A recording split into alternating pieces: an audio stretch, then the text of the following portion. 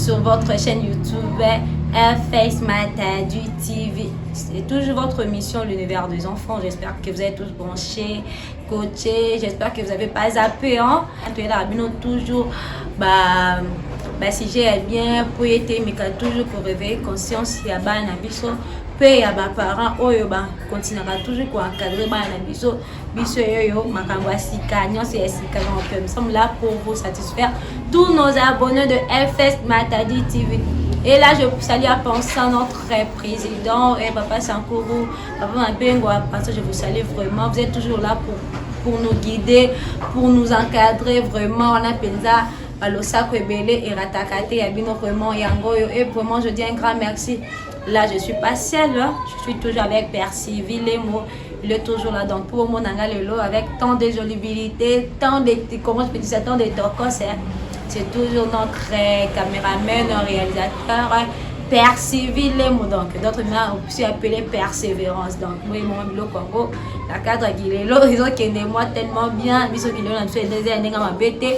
Guilelo, est toujours là pour faire parfaire nos connaissances au sein de notre société, qui est la République démocratique du Congo. Et en voilà, tous avec un nouveau numéro. Sans plus tarder, je m'aimerais un peu dire à notre caméraman Persévérance les mots de nous balancer un petit truc là pour qu'on puisse très bien se détendre.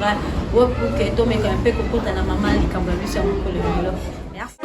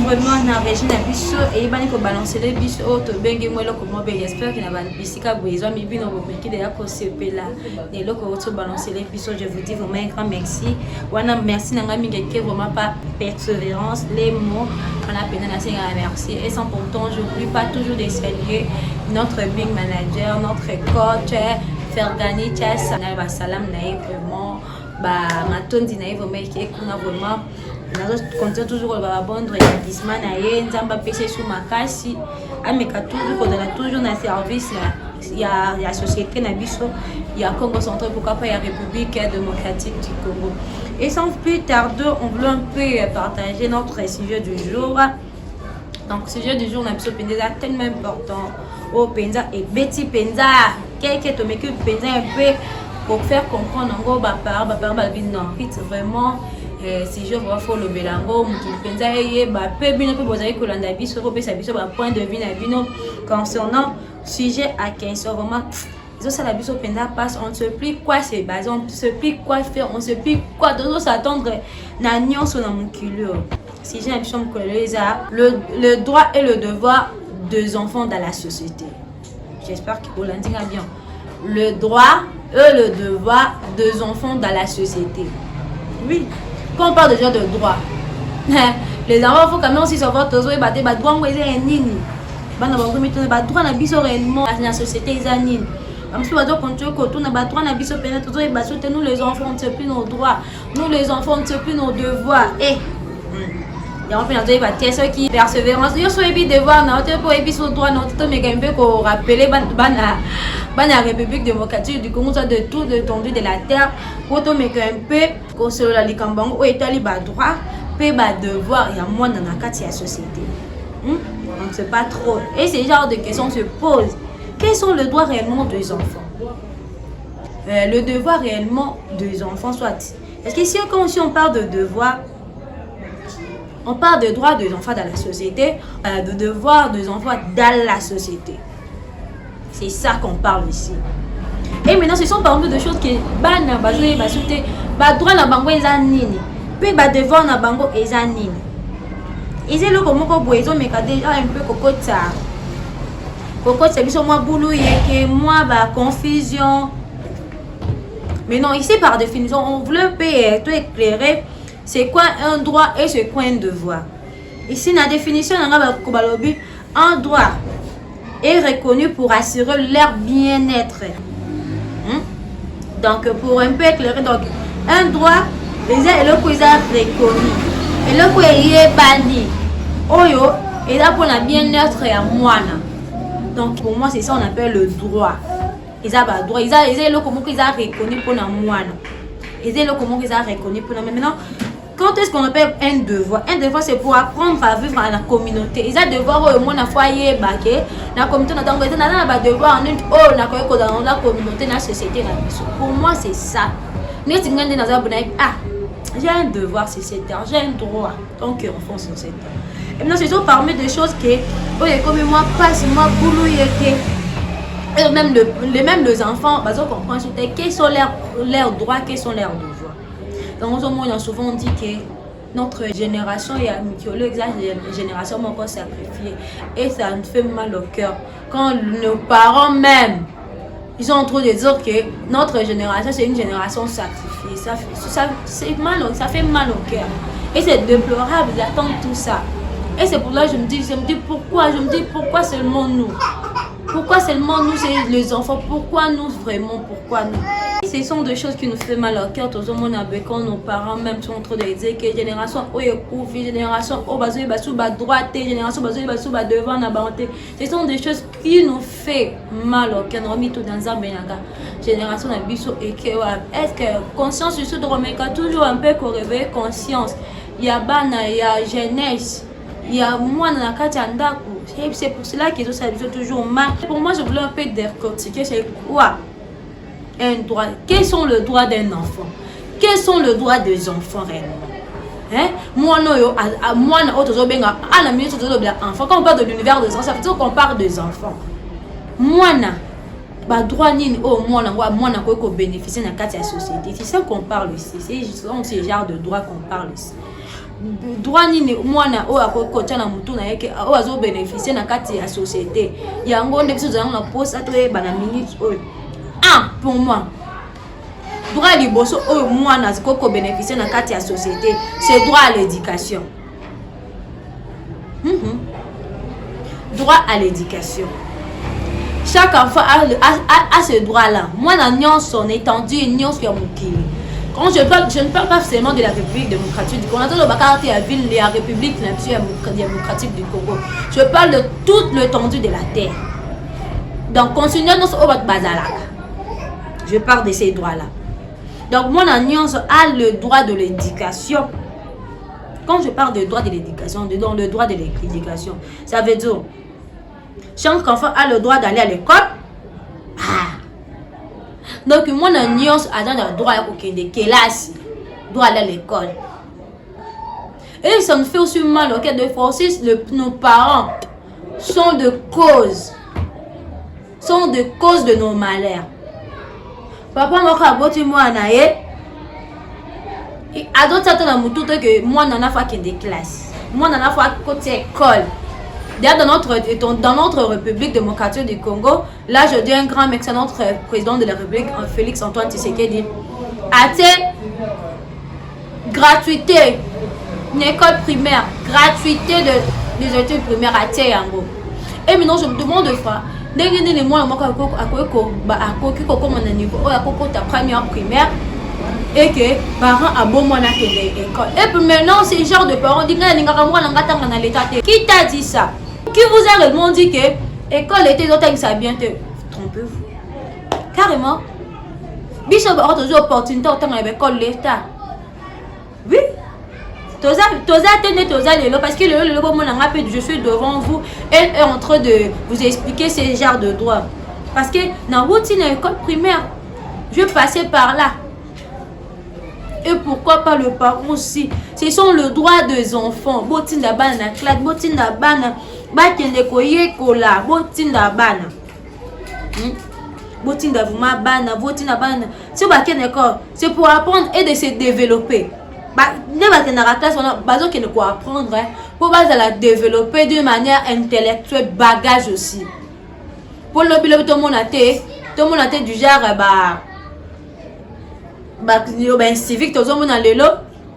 Ce sont des choses qui font couler même de l'âme aussi. Je me demande, bien. Et là, parmi les que d'autres ça va question sur question. Est-ce que moi, non, on bien? Est-ce que mes parents mes parents, ils m'ont bien instruit. Boye, na comme la niveau mon boye, na qui n'est dans zélan bandongo, na comme mon bien bandokale. Ils ont probablement dans fin cette éducation à parents. Est-ce que vous aussi les parents, vous respectez aussi bien vos droits, le devoir des enfants, vous respectez aussi bien ça? Si sont parmi nos droits, vous pouvez savoir droit la biso, vous respectez votre droit la biso tant qu'enfant.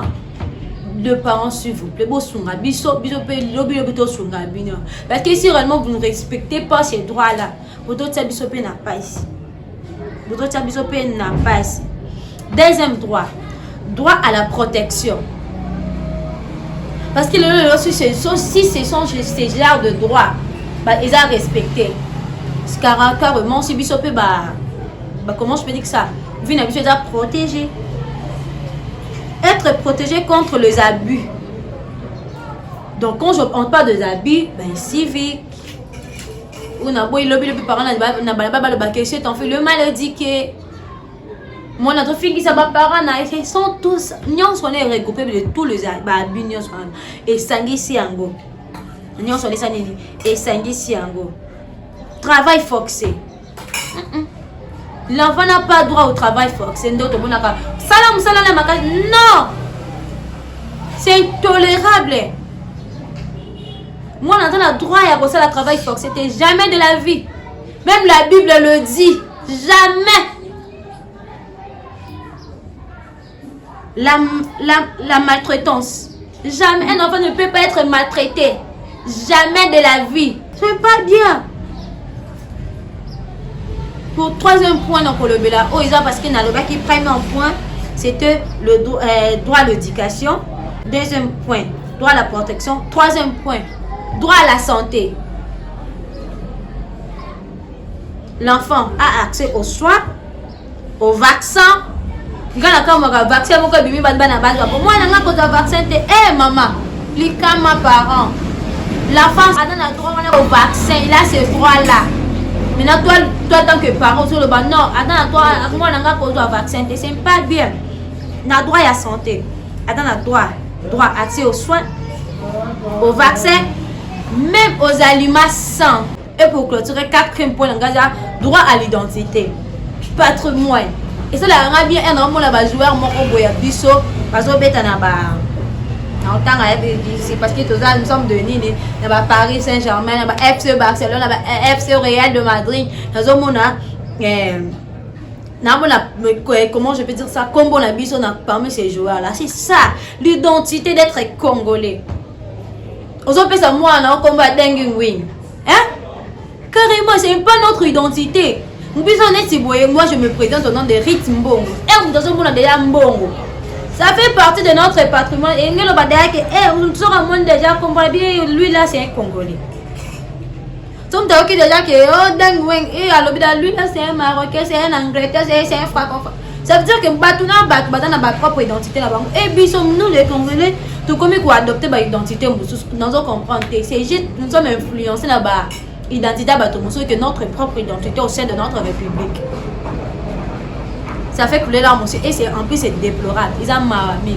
tant que jeunes congolais, tant qu'enfants congolais, tant que parents congolais, on devait garder notre patrimoine. Donc, toi, garder l'identité.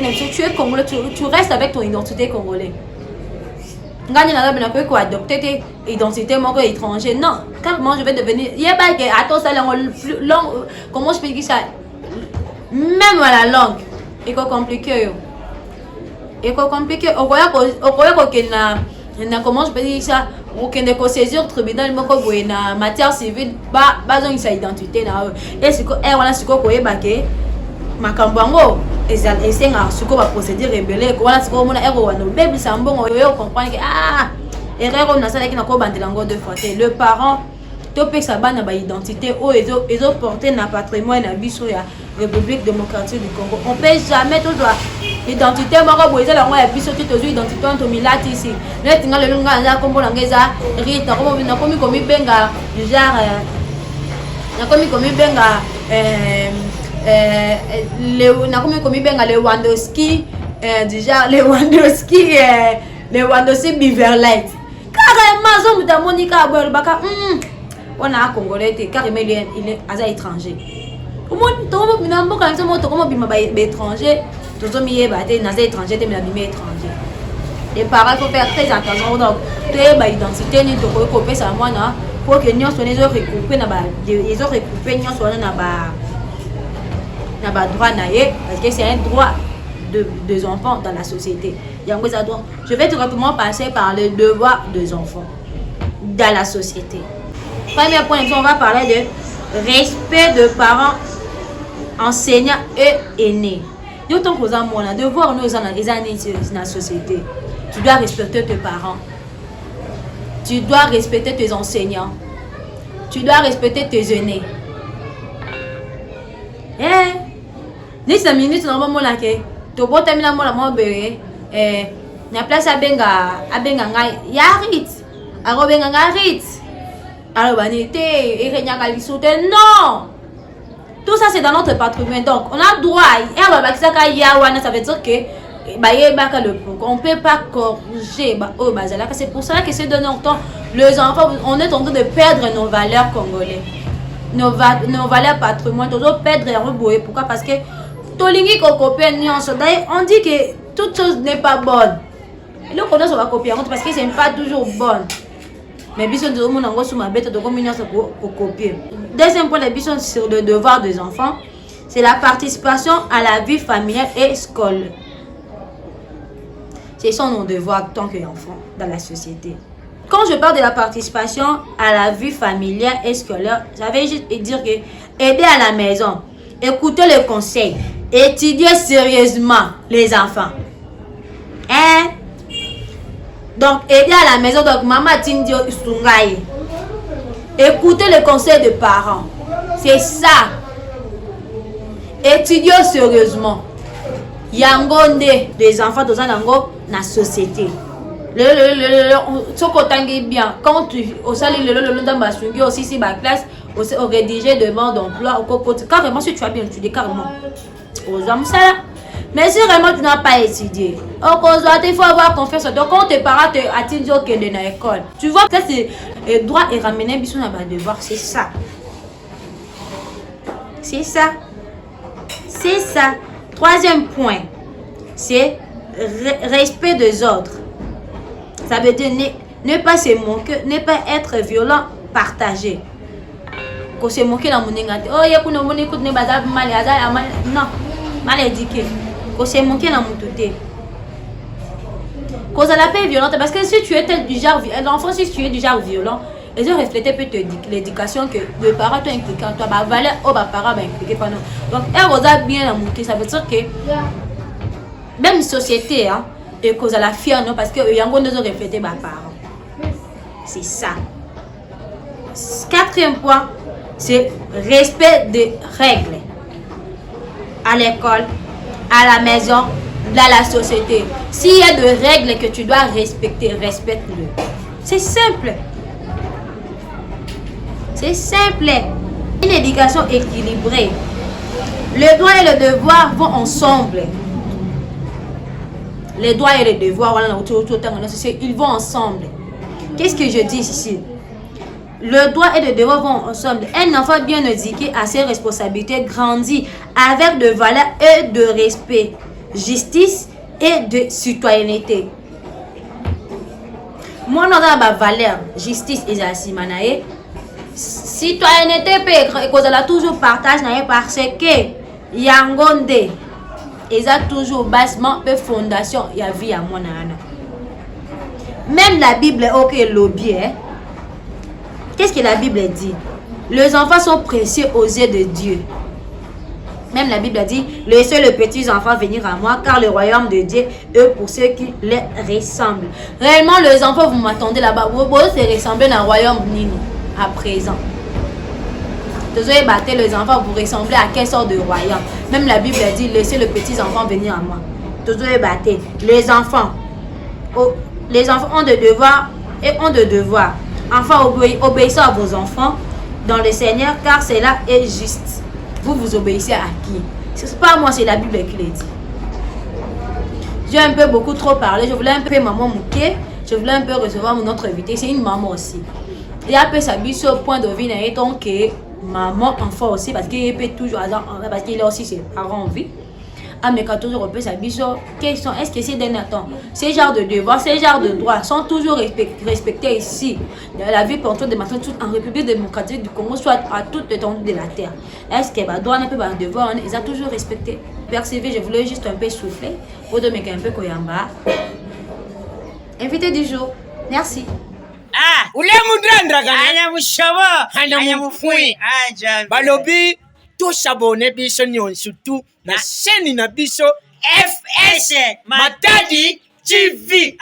Abonnez-vous massivement. Na rubibo yebo s'abonner. Papa Yakob ajali balobi. Papa MK ajali. Chiko yo jakujina ni. S'abonner biso déjà to s'abonner kina biso. Balobi ingénieur Fegani Chasa. C'est lui le responsable numéro 1. Il y a chaîne Nabiso FS Matadi TV. Donc, il y a le président Fati. Le premier, le premier, il y a FS Matadi TV. Le garant de la chaîne. Papa, vous m'aidez. Fergani. Vous savez, vous s'abonnez. Déjà, vous s'abonnez. Chavo. S'abonner. Chavo. Savonné. Chavo. Savonné. De retour dans notre plateau de FS Matadi TV, là, je voulais toujours dire un grand merci à Père Civil, les mots donc, ce qui était, mais bon, on appelle décor sous échanger, je salue à passer à Fergani Tiasa, et je salue aussi notre boss, président Sakou, je le salue vraiment à ça, Moli Mabengo, Blondie Mabengo, donc, toute la famille Mabengo, là, je vois passer notre. La ministre a posé make-up, personne a posé maquillage marié, on a fait vite courir racher. Fernic m'a bien donc il penza ce qu'on a posé ba bossa non que la cérémonie na yo donc qui mambangu qui malombangu vite chez Fernic m'a bien pour ça là yo vraiment pour là vraiment un grand merci à notre papa m'a bien vraiment pour cette marque de confiance, toujours à message, toujours au pays à la piste. Au moment où il y a des qu'on a vu se changer déjà, maintenant j'ai une invitée. Il a posé à toi un point de vue au Italie, parents, parce que je parlais souvent sur droits et devoirs des enfants. Maman carte, c'est d'un autre de l'homme.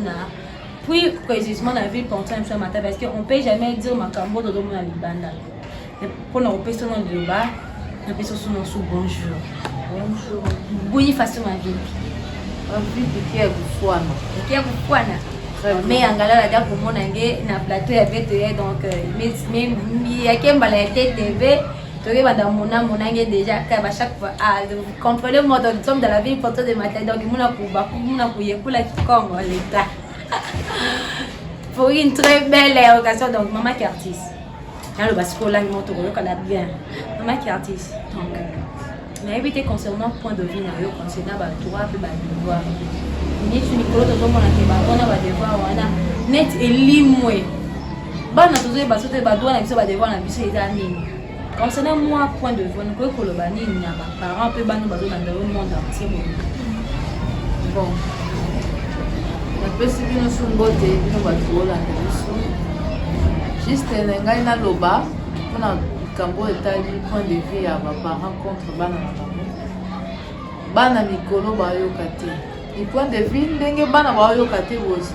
ndenge lobake biso nde bamama ndenge tozodike bana na biso tomema bango bien te bandako mosusu omona éducation na bango eza ndenge ya malamu na bandako mosusu okende omona éducation ya bana eza différent pourquoi parce que mama aoyeba na ete ndenge nini ya koédike mwana na ye mwana kokende na ye tongotongo ye wana avandani na bandako ya bato mama kuna mpe avandi na oyeba na ye place mwana ne aza te wana eza éducation te mama ere nyonso asalaka place wana na mwana na ye azoédike tout le temps de conseil tozomona bajeune garçon mikolo mama keti nakoloba mpe boye bajeune garçon mikolo ata kutu aza na éducation akoli éducation wana oyo wana ozolobela wana ntango okende kosangana bekiri libanda mwana sani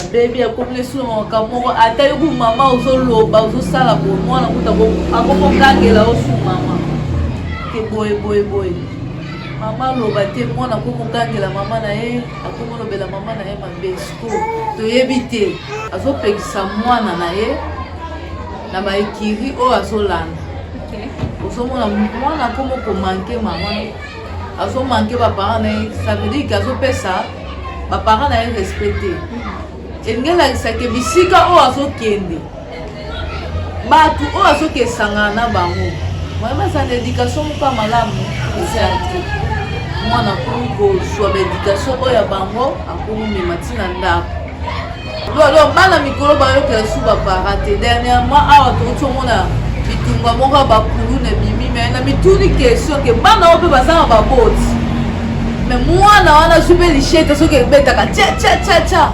ikipedi akokata mpe mama na ye soki mama na ye apekisi ye toomona mpe mikolo na batele toolanda batele mikolo omona mwana akati mama na ye mpo aninge mama apekisaki ye kolanda ndenge ozokendaka boye kosalaka boye te bana bakomomela baliamba échanger esprit bawiski oyo baosalela biso mwana ke ameli échanger esprit ndeni bana bawango échanger te nga mama naza na ndako na nga nasu mwana nga napesi éducation malamu mwana ntango abima libanda akekutana na bavoisin na ye bato na ye kuna keta okutana na bango mwana sala nini ochange mene mama dorcas voilà sikoyo tontolobangi même le parent basala effort koyeba bacamarade oyo bana bango bazo oui fo bayeba bisika mpe bana baoketanga fo bayeba ke bakontrolaka bana oyebaki mwana na nga nani yango azalaka na ye kikamarade mwana nga mingimingi soki abimi akendaka bisika nini makeke eza mpasi te ma dorcas mama eza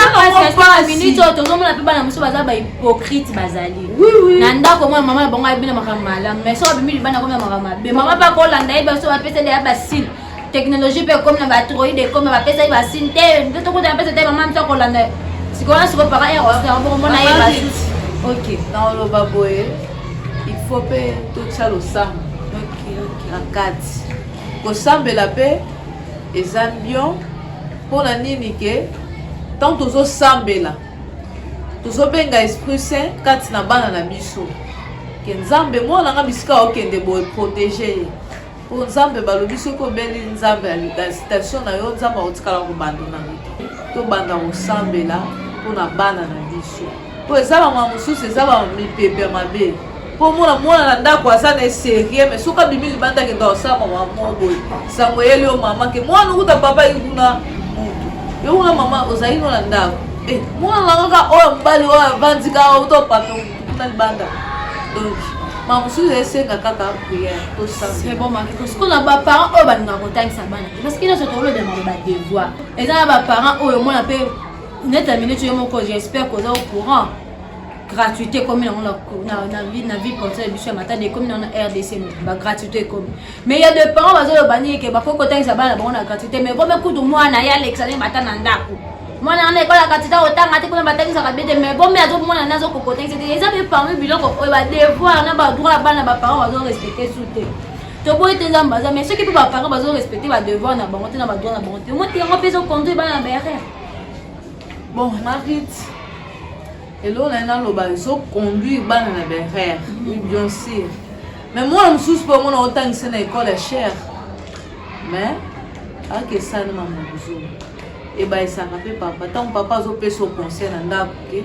zalela boye ngala lingo osala boye osala boye sikoyo mwana ngo ozokendaka no kotenga papa osali aotika na ye eza mpe baparent mosusu possibilité mwa ezala eza te ya kotangisa mwana na ye azali na posa wana susi wana atangisa mwana me possibilité mwa ezala eza te donc omona bamakambo yango mpe ndenge ezokende siko nde balobaka bienvenu parce que balobi eza droit ya eza devoir ya parent nyonso atangisa mwana ye so parent osi azoluka asali tanke mwana abotama etanke akomi ko azorespecte badroit wana te eza likama te mpona bana bazoya wana conseil nyoko kopesa baparent bongo mpe conseil nyoko kopesa na bana oyo batosaka baparent na bango bon conseil na nga oyo elingi nabakisa elingi naloba boye mpona baparent oyo batangisaka bana te soit basundola bana na bango batika charge elingi naloba boye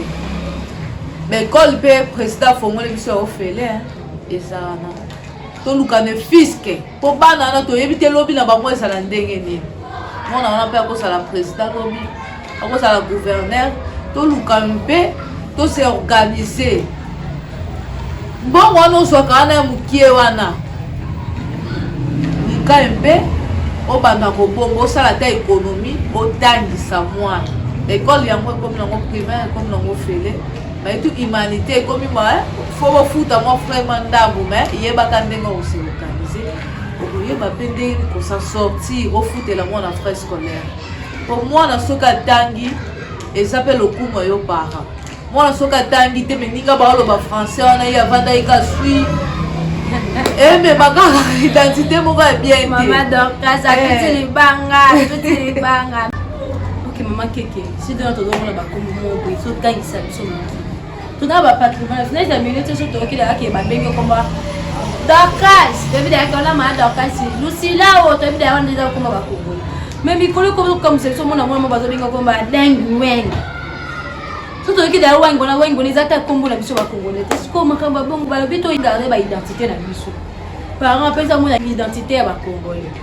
Mais ba parents pe ba comment ba identité moi ba to pesa bana oyo ezata na mutu na makolote Lewandowski Bivalo tuzo bate comme on ezaka biso ba Congo ça biso to ko adopter ba Congo les comme côté la régime mais ba Congolais to ndenge ni maki bon mama rif na likambo etani ba Congo wana to ko lo baboye ko pesa mona Congo wana etani dengue wing ya no problème OK ana eka l'identité na ya na Congolais mais Combo kaka isifi bapesi ye mais signification oya kombo wana ntango mpe ya mwana nanga kombo neti nga mwana nanga nabota kombo na ye wins ntango napesi mwana nanga kombo nayebi signification nango elingi elakisa nini kiza na signification moko ya malamu nazwi kombo nanga nasala nini napesi kona sikoyo tuti point moko ya bien neti bamosusu bazoba wana olobi eza nango prénom te kombo ya ndako bakobenge wins oyebi signification neti bamosusu baza non poste non prénom toyebi na mutu ya makolo totali bela lobi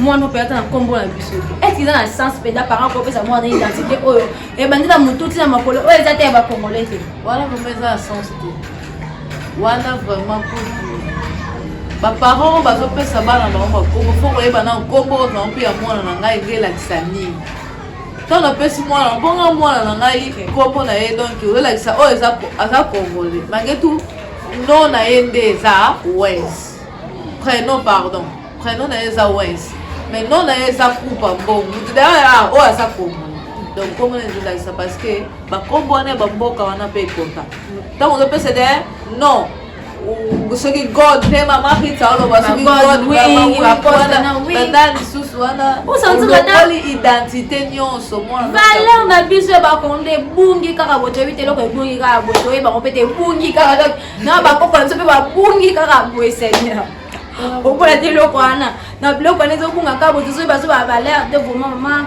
mama doka tolobe tosengi mpenza merci parce que ndenge aussi koéclaire biso kopesa na mwana okombo moko boye eza étranger mais faut koyeba signification eloko ozopesa mwana tosala biloko mosusu na basentiment te nde biso tokomosala bamama kilelo tosala biloko na basentiment topesa kaka to bako yango omoi à l'époque tozalaki kaka na banord omoi bazobenga moko mutu kombo ya lelolelo bazobenga kombo mutu mbongombongo toyeba te prénom na ye eza nini yango kaka bon po baprénom ekomoye nango kaka parce que à l'époque tondoko kaka moto azali na prénom te babenga kombo ya lelolelo C'était ça chez nous.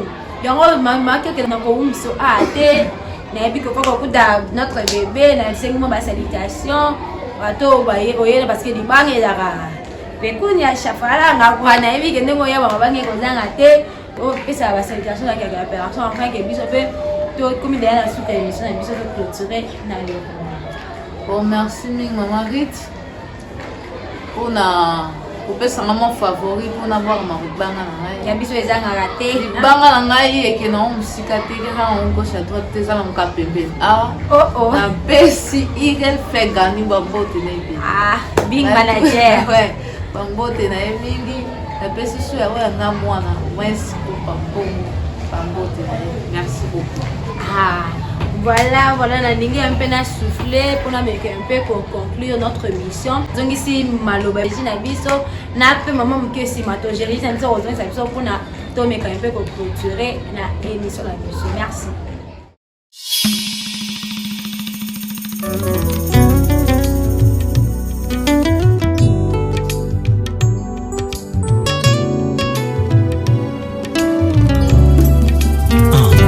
natungisamaki kati na molimo na ngai koluka nzambe nini akosunga ngai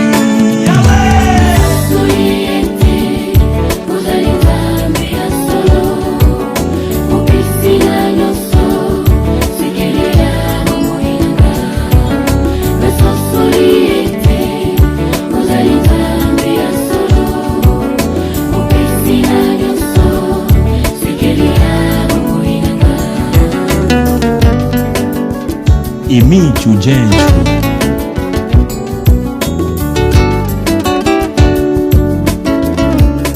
Oh, moi je lève mes yeux. Ok, nous sommes encore de retour une fois de plus dans notre plateau de FS Matadi TV, toujours avec notre sujet, le droit et le devoir des enfants dans la société. Le droit et le devoir des enfants dans la société. Donc, tous parents, les enfants, tous solo, déjà.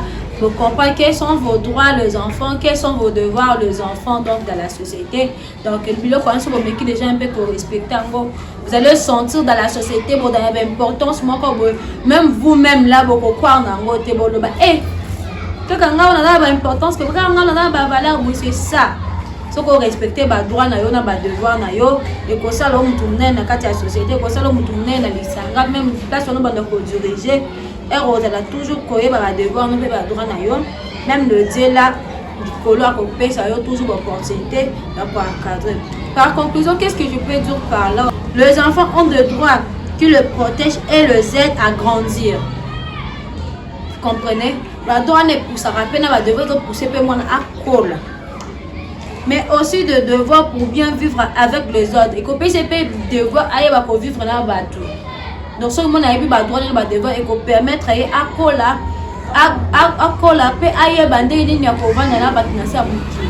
c'est ça. Apprendre à respecter les règles. Les parents et les autres est aussi important que d'aller à l'école ou d'être soigné en respectant leurs droits et leurs devoirs.